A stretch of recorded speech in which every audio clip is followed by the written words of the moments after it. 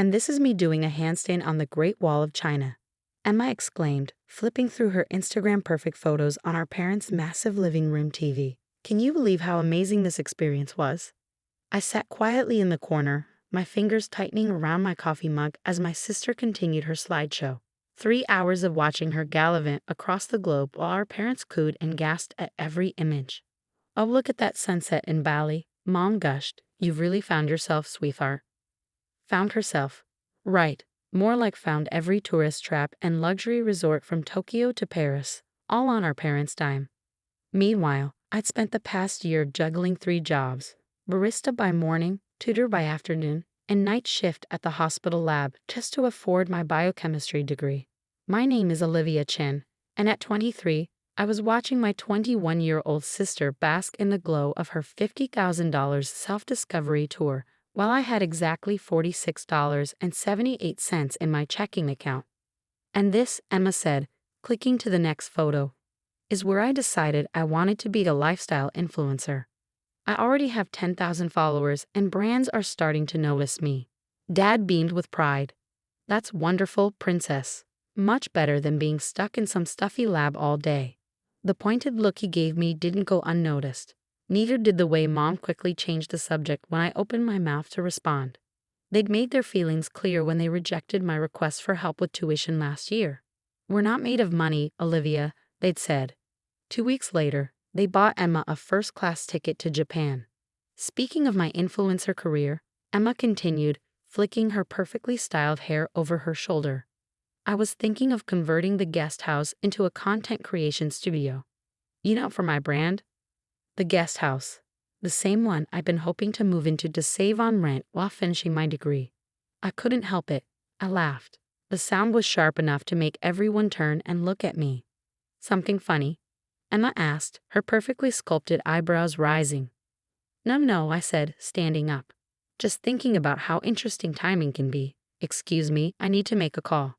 I stepped out onto the back porch, pulling my phone from my pocket. The screen lit up with a notification I'd been waiting for all evening. My hands shook slightly as I opened the email and read the contents.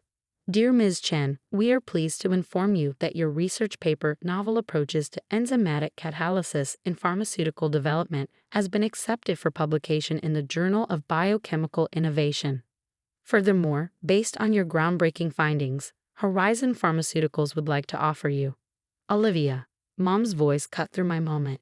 "Don't be rude. Come back inside. Emma's not finished with her presentation." I took a deep breath, slipped my phone back into my pocket, and returned to the living room. Emma had moved on to her photos from the south of France. "Look at this vineyard," she exclaimed. "The owner said I had such a sophisticated palate. He even offered me a job as their social media manager." "That's because you have natural talent, sweetie," Mom said. "Not everyone needs to spend years studying to be successful." I sank back into my chair, letting their words wash over me. They had no idea what I'd been building while Emma was posting sunset photos and cafe reviews. No clue about the nights I'd spent in the lab, the breakthrough I'd made, or the paper I'd written between shifts at the coffee shop. "Oh," Emma clapped her hands together. "I almost forgot the best part," she said excitedly. "Remember that cute little lab in the guest house, Olivia? The one you used to play scientist in. I'm thinking of turning it into my photography studio. Dad already said I could. That lab, my lab. The place where I'd made my discovery, working with equipment I'd scrounged and saved for. The place that was about to become a backdrop for Emma's selfies." "Actually," I said, my voice calm despite the anger bubbling beneath the surface, "I have some photos to share too." Emma rolled her eyes. "Let me guess, more pictures of test tubes and petri dishes. Boring." I pulled out my laptop, connecting it to the TV. "Something like that." The first slide appeared, a complex molecular diagram that made Emma's eyes glaze over. But it wasn't for her. It was for Dad, the former chemistry teacher who'd given up his passion for a corporate job. I saw his posture change, his eyes narrow as he recognized what he was looking at. "This," I said, clicking to the next slide, "is what I've been working on while handling 3 jobs to pay for the education you wouldn't help with." The next slide showed the results of my experiments, clear, irrefutable evidence of a new enzymatic process that could revolutionize drug manufacturing. Dad leaned forward, his mouth slightly open. And this, I continued, moving to the final slide, is the offer I just received from Horizon Pharmaceuticals. They want to patent my discovery and bring me on as their lead researcher. Starting salary, $150,000, plus royalties on any drugs developed using my process. The silence in the room was deafening.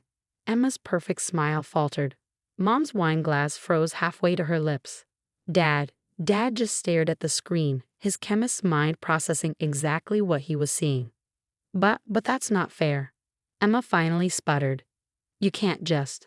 I mean, I'm the one who's supposed to. Supposed to what? I asked quietly. Be the successful one. The one they're proud of. The one who gets everything handed to her while I work myself to exhaustion. Olivia, Mom started, but I held up my hand. No, let me finish. While you were spending $50,000 on Emma's Finding Herself tour, I was discovering something too. I discovered that I don't need your approval. I don't need your money, and I definitely don't need to sit here and pretend that what you've done is okay.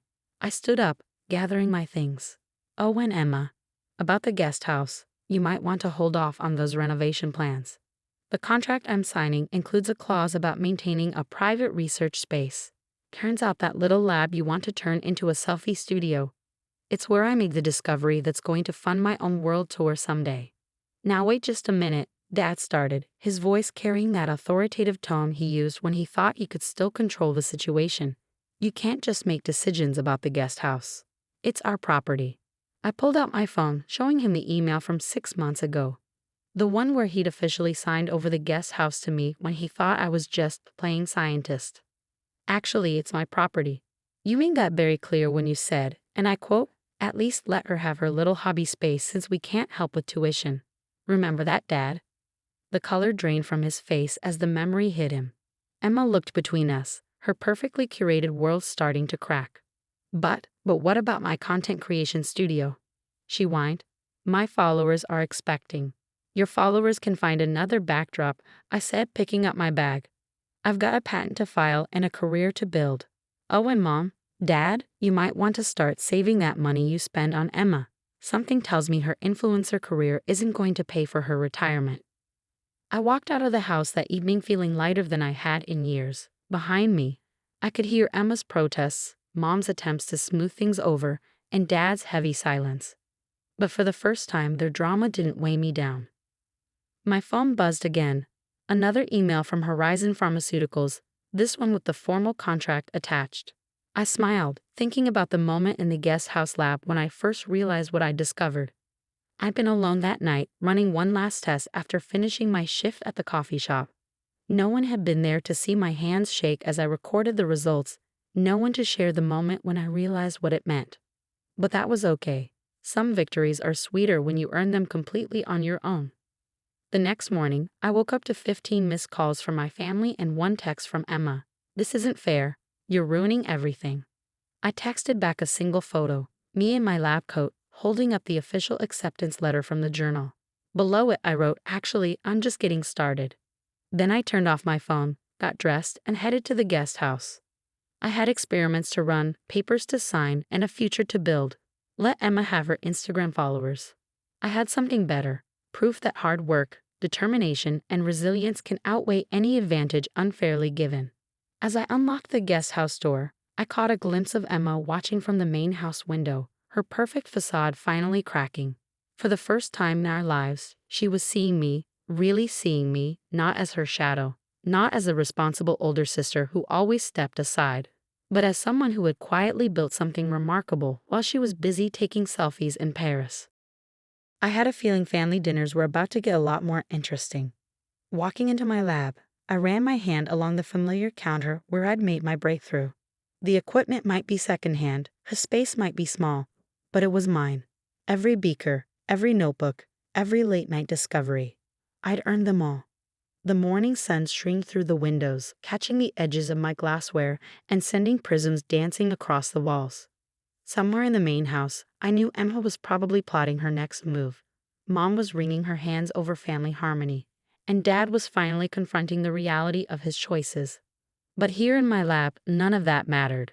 I had work to do, and for the first time in my life, I didn't need anyone's approval to do it. I pulled on my lab coat, opened my notebook, and smiled. Sometimes the best revenge isn't about getting even. It's about rising so far above the people who doubted you that they can't help but look up and wonder how they missed your light. Time to get to work.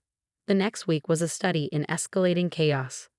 Emma launched what she probably thought was a sophisticated social media campaign against me, posting throwback photos of us as kids with captions like, "Some people forget where they came from," and "Families should support each other's dreams."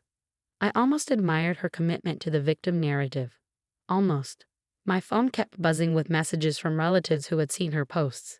Most sided with her initially. After all, they'd watched her carefully curated Instagram stories about finding herself, while I had been quietly working in my lab. To them, I was the jealous older sister trying to steal Emma's spotlight.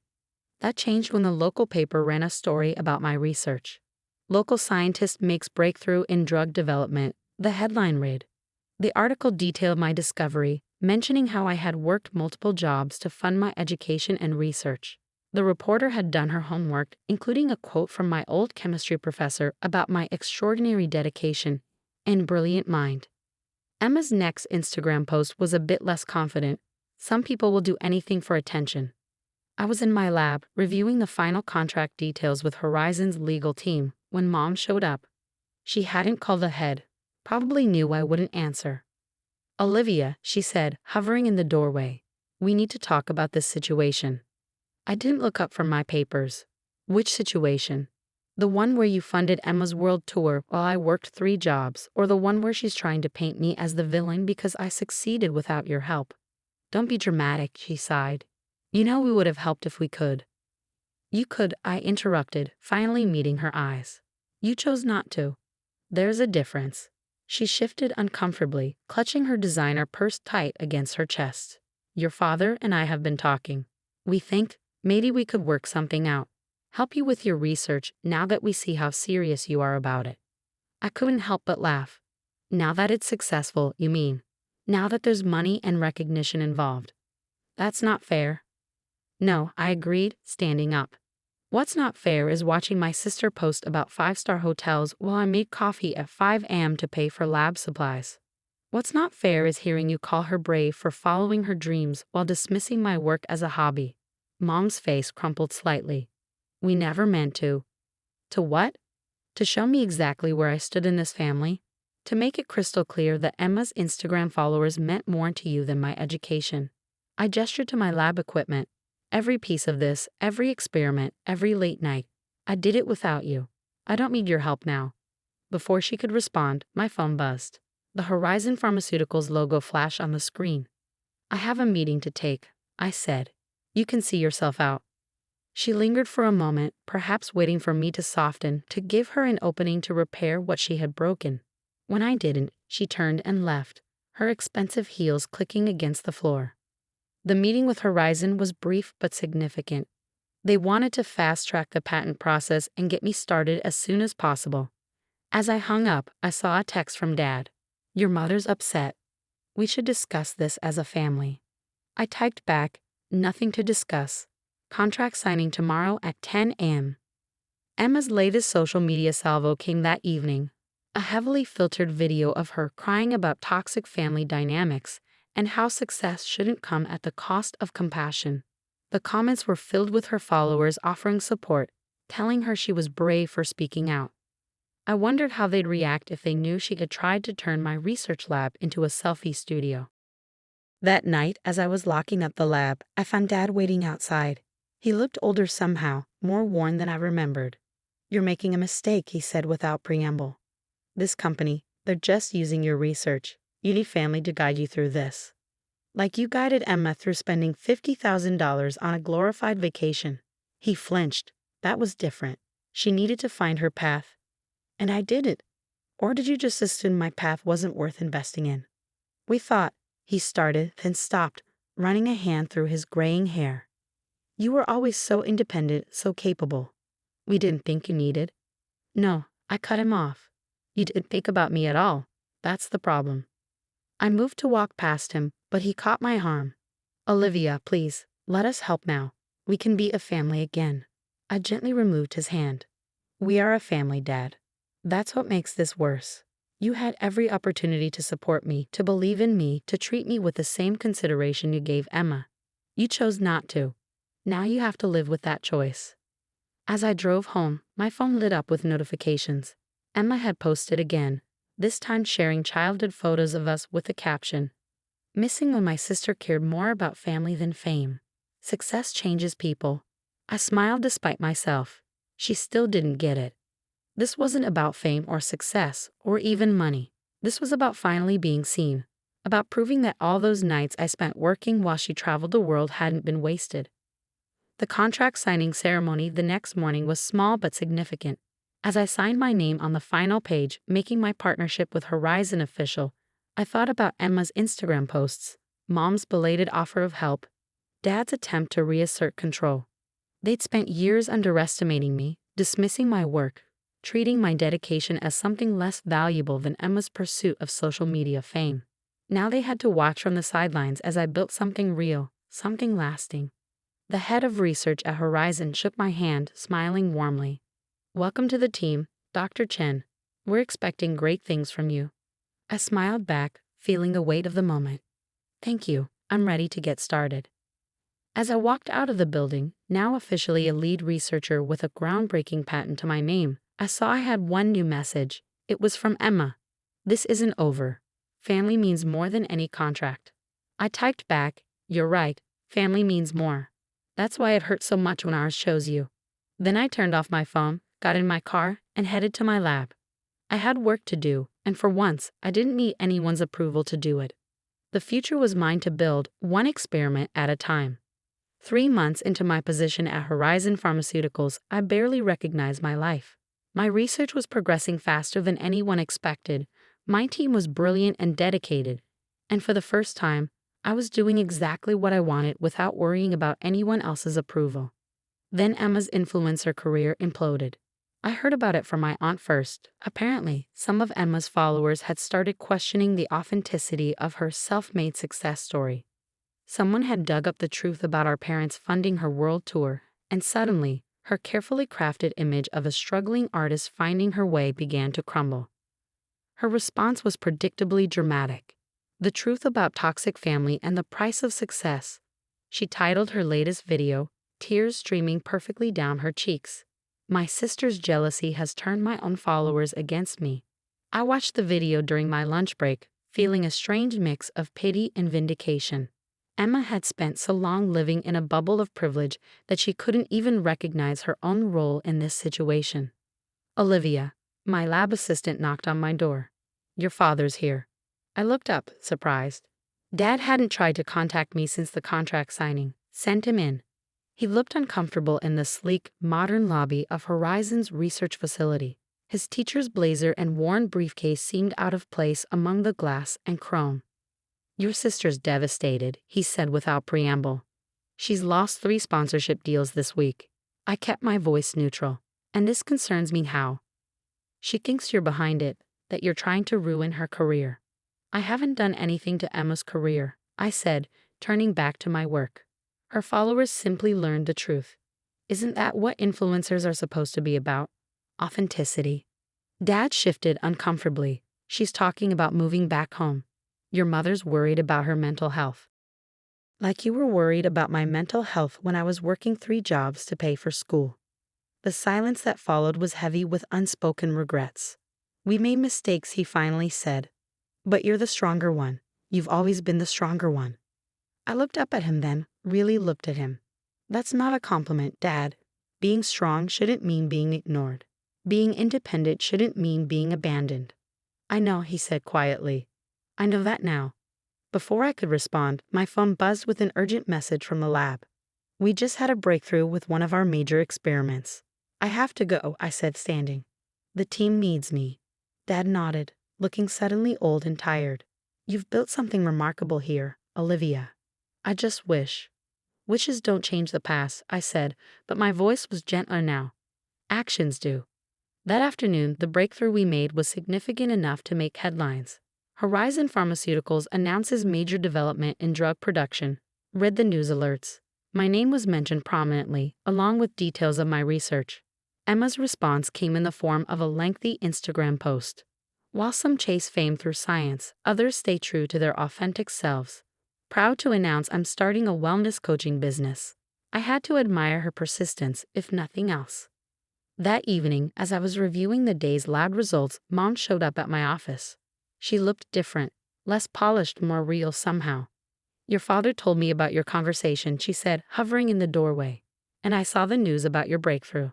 I waited, curious to see where this was going. I've been thinking about what you said, about choices and consequences. She took a deep breath. We're selling the beach house. That got my attention. The beach house had been their retirement dream. The reason they claimed they couldn't help with my tuition. Emma needs a fresh start, Mom continued. But this time we're not just giving her money. She needs to learn what you learned, that success comes from work, not handouts. I set down my papers. Why are you telling me this? Because you were right about everything. And because, she hesitated, then pushed forward. Because I'm proud of you, not just for your success, but for how you achieved it, for being strong enough to stand alone when we failed to stand with you. The words I'd wanted to hear for so long should have felt triumphant. Instead, they just felt real, complicated, and messy and true. It's not about being strong enough to stand alone, I said finally. It's about being strong enough to stand up for yourself, even when the people who should support you don't. Mom nodded, tears in her eyes. I know that now. As she turned to leave, she paused. Emma's wellness coaching business. She wants to focus on helping people find their authentic path. I couldn't help but smile at the irony. Maybe she finally will find herself, just not in the way she expected. That night, as I locked up my lab, I thought about paths and choices, about strength and authenticity. Emma's world tour hadn't helped her find herself, but maybe losing everything she took for granted would. And maybe my parents' late recognition of their mistakes wouldn't erase the past, but it could help shape the future. My phone buzzed with another message, this time from Horizon's board of directors. They wanted me to present our latest findings at an international conference next month. In Paris, ironically enough. I smiled, thinking of Emma's carefully staged photos in front of the Eiffel Tower. My trip would be different. No luxury hotels, no carefully filtered selfies. Just real work, real achievement, and a real sense of earning my place in the world. Sometimes the longest journeys aren't measured in miles traveled, but in truths learned along the way. 1 year later, I stood at a podium in Paris, presenting my latest research findings to a packed conference hall. The irony wasn't lost on me. I was staying at one of the same hotels Emma had posted from during her self-discovery tour. But while her photos had been about showing off a lifestyle, I was here building a legacy. As I finished my presentation to enthusiastic applause, my phone buzzed with a notification. Emma had posted for the first time in months. Proud to announce I've completed my first semester of community college. Sometimes the hardest journey is learning who you really are. #AuthenticLiving. I smiled, remembering our last conversation 3 months ago. She'd shown up at my lab, not to apologize exactly, but to talk. Really talk, maybe for the first time in our lives. I never saw it before, she'd said, sitting awkwardly on a lab stool. How hard you worked. How much you sacrificed. I was so busy trying to be special that I never noticed you actually were. We all have different paths, I'd replied, carefully measuring compounds for my latest experiment. You just had to find yours the hard way. She'd watched me work for a while, her perfectly manicured nails tapping against the stainless steel counter. I enrolled in some classes, she'd finally said. Basic chemistry, biology. I thought maybe I could understand what you do, what you've built. It wasn't an apology, but it was something like growth. After my presentation, I checked my messages. Mom had sent a photo of Emma studying at our kitchen table, textbooks spread out around her. She's really trying, the message read. Thank you for showing her it's possible. Dad's message was simpler. You would have made your mother proud. I'm sorry I didn't say that sooner. I stepped out onto my hotel balcony, looking over the Paris skyline. Somewhere in my suitcase was Emma's old travel journal, the one she dropped off at my lab last week. I thought you might want to see the difference, she'd said, between then and now. The journal was filled with her old posts, carefully staged photos, exaggerated captions about finding herself, detailed descriptions of luxury hotels and expensive meals. But in the margins, she'd written new notes. Honest ones. Was afraid of being ordinary. One note read. Didn't realize extraordinary takes work. Another next to a photo of her pretending to study at a cafe.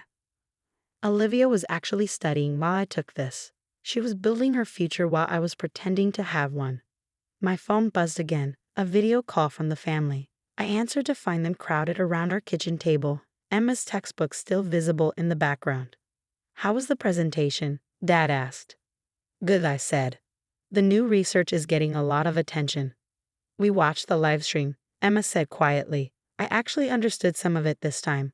The part about enzyme catalysis. I felt something shift in my chest. Not forgiveness exactly, but recognition. Recognition of effort, of change, of growth. My next experiment, I said, involves some basic concepts you're probably covering in your chemistry class. If you want, I could walk you through it when I get back. Emma's face lit up with genuine interest, not the carefully curated enthusiasm of her influencer days, but real curiosity. I'd like that. Mom wiped tears from her eyes while Dad pretended to be very interested in his coffee cup. Some things hadn't changed. We were still awkward with real emotion, still learning how to be honest with each other. But other things had changed profoundly. The beach house had sold, providing Emma with tuition for community college instead of funds for another world tour.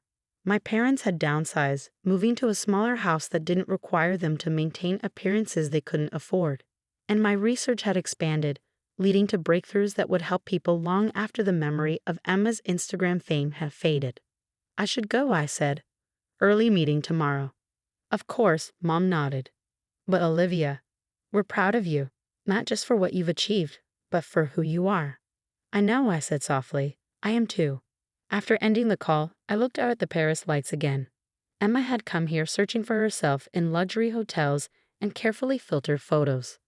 I found myself in late nights at the lab, early mornings making coffee, and endless hours of focused work. We both ended up where we needed to be, just by very different paths.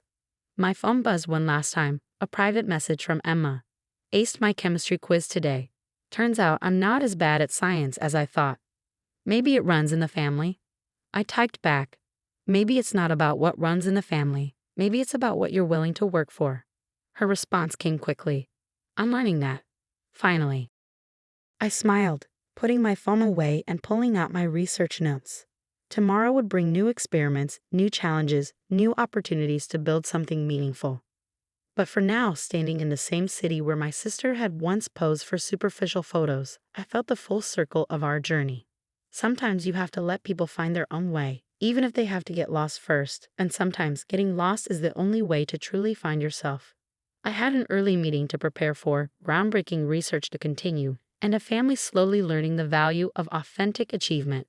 It wasn't perfect, but it was real. And real, I learned, was better than perfect any day.